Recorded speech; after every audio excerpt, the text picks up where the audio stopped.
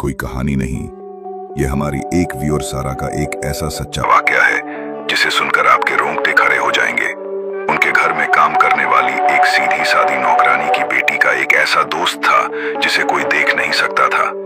एक ऐसी दोस्ती जो मासूमियत से शुरू हुई और एक डरावने सपने में बदल गई जिसने पूरे घर को खतरे में डाल दिया। ये कहानी उस वक्त की है जब मैंने अपना नया घर लिया था। घर बड़ा था और काम का बोझ भी ज्यादा, इसलिए मुझे एक नई काम वाली की जरूरत थी। इसी तलाश में मुझे शबाना मिली, एक संजीदा और खामोश मिजाज की औरत। उसका काम साफ सुथरा था और वो वक्त की पाबंद थी। शबाना की एक 18 साल की बेटी थी जिसका नाम आफरीन था। आफरीन की आंखें बड़ी और गहरी थीं और उसके चेहरे पर हमेशा एक सुकून भरी मुस्कुराहट रहती थी। अक्सर वो अपनी माँ के साथ काम पर आती थी। वो ज्यादा बात नहीं करती थी, बस अपनी दुनिया में मगन रहती थी। मैंने पहली बार उसके इस अजीब बर्ताव पर तब ध्यान दिया जब मैं किचन में नाश्ता बना रही थी और आफरीन सफाई कर रही थी। अचानक वो काम करते करते रुक गई और किचन के एक खाली कोने को देखकर मुस्कुराने लगी। मुझे लगा वो किसी ख्याल में खो गई है। फिर मैंने उसे अपने आप से बात करते हुए सुना। वो धीरे से कह रही थी, अच्छा तो आपको लस्सी पसंद है? मैं बाजी से कहती हूँ कि वो आपके लिए भी बना दे। मैंने हैरान होकर पूछा, आफरीन तुम किससे बात कर रही हो? वो हंसते हुए बोली, बाजी, मेरे दोस्त से। उसका लहजा इतना मासूम था कि मैंने उसे एक बच्चे की तरह नजरअंदाज कर दिया और इस बात को ज्यादा अहमियत नहीं दी। वक्त गुजरता गया और आफरीन अक्सर हमारे घर आने लगी। मेरा उसके साथ एक दोस्ताना रिश्ता कायम हो चुका था। वो मुझसे छोटे भाई बहनों की तरह खुलकर बात करने लगी थी, मगर उसके दोस्त की मौजूदगी का एहसास मुझे अक्सर होने लगा था। एक दिन मैंने अपने ड्राइंग रूम की अलमारी में एक बहुत ही कीमती फाइल रखी और फिर भूल गई।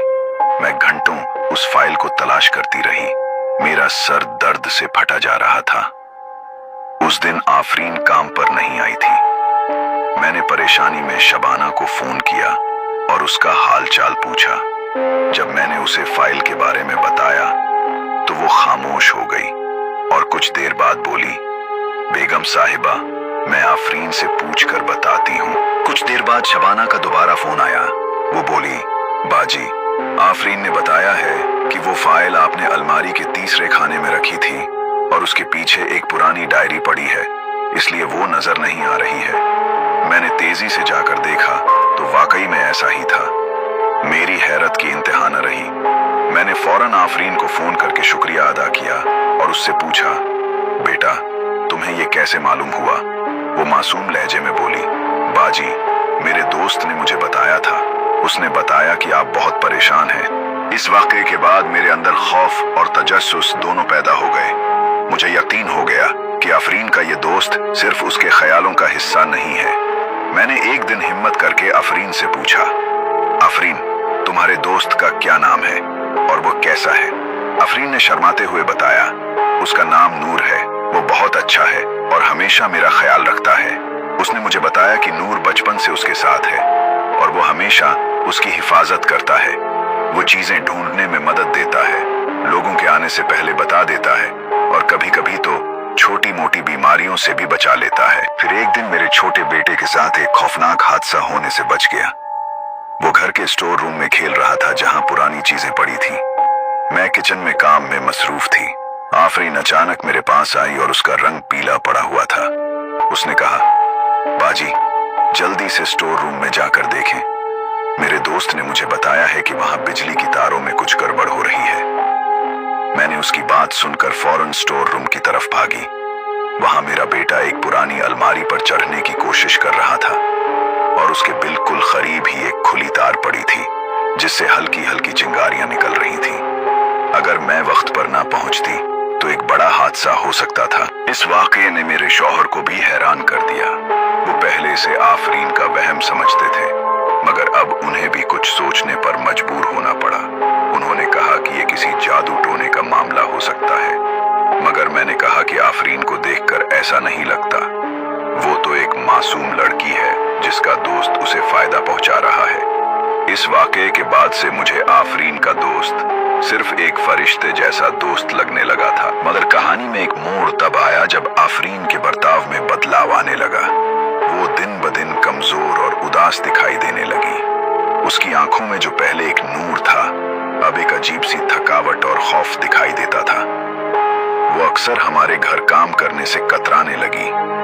जब मैंने उससे पूछा तो वो बताती कि उसके दोस्त को यहाँ आना अच्छा नहीं लगता।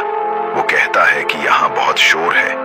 उसका दोस्त उससे कहता है कि वो लोगों से ज्यादा बात न करे और सिर्फ उसकी बात सुने। ये बातें मुझे परेशान करने लगी। एक दिन आफरीन काम के दौरान बेहोश होकर गिर गई। जब उसे होश आया तो वो बहुत डरी हुई लग रही थी। उसने मुझे बताया, बाजी, मेरे दोस्त को गुस्सा आ गया है। उसने मुझसे कहा कि मैं सबसे क्यों बात करती हूँ। मुझे एहसास हो गया कि ये दोस्ती अब एक बोझ बन चुकी है। नूर अब सिर्फ एक दोस्त नहीं रहा था, वो आफरीन को अपने काबू में लेना चाह रहा था। इसके बाद नूर का गुस्सा बढ़ता गया। वो अब सिर्फ आफरीन को तंग नहीं कर रहा था, बल्कि शबाना और उसके शौहर को भी नुकसान पहुंचाने की धमकियां दे रहा था। एक दिन शबाना के शौहर का एक्सीडेंट हो गया और जब मैंने उसकी वजह पूछी तो शबाना रोते हुए बोली, बेगम साहिबा, मेरा शौहर बता रहा था कि उसने घर में किसी को देखा था और वो उसे कह रहा था कि अगर उसने आफरीन को उसके दोस्त से दूर करने की कोशिश की तो उसका बुरा अंजाम होगा। मेरे शौहर और मैंने मिलकर एक फैसला किया। हमने एक बुजुर्ग बाबा जी से राब्ता किया और उन्हें सारा मामला सुनाया। बाबा जी ने कहा कि ये कोई जिन है जो आफरीन से दोस्ती के बहाने उस पर कब्जा करना चाहता है। उन्होंने हमें बताया कि ऐसे जिन पहले दोस्त बनकर आते हैं, लोगों का भला करते हैं ताकि उनका भरोसा जीत सकें और फिर उन्हें धीरे धीरे अपने काबू में कर लेते हैं। बाबा जी ने हमें एक दिन आफरीन को उनके पास लाने के लिए कहा। उस दिन मैं और मेरे शौहर आफरीन को बाबा जी के पास ले गए। आफरीन वहां आने से बहुत डरी हुई थी और उसके जिस्म में एक अजीब सी कंपकंपी तारी थी। जैसे ही हम बाबा जी के पास पहुंचे, आफरीन ने चीखना शुरू कर दिया और वो बेहोश होकर गिर गई।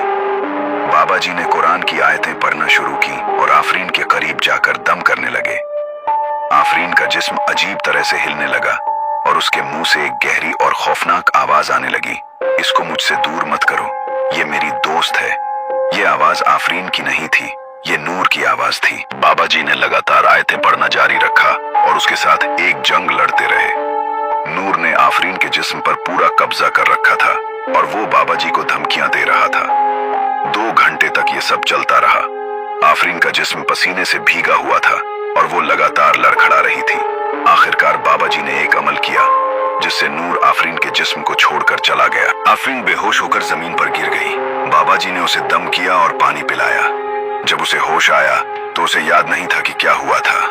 उसने बताया कि वो बेहोश होने से पहले अपने कमरे में खड़ी थी। इस वाकये के बाद से आफरीन ने फिर कभी अपने दोस्त का जिक्र नहीं किया और ना ही उसे किसी अनदेखे दोस्त से बात करते हुए देखा गया। आफरीन अब एक नॉर्मल जिंदगी जी रही है।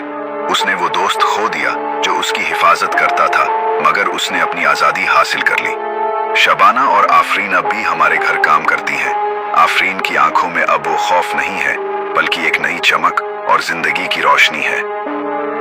ये थी सारा की कहानी। अगर आप या आपके किसी जानने वाले के साथ ऐसा कोई वाकया पेश आया है तो हमें कमेंट्स में जरूर बताएं। शायद आपकी कहानी अगली वीडियो में शामिल हो जाए। अगर आपको कहानी अच्छी लगी तो इस वीडियो को लाइक और शेयर जरूर करें और हमारे चैनल को सब्सक्राइब करना ना भूलें।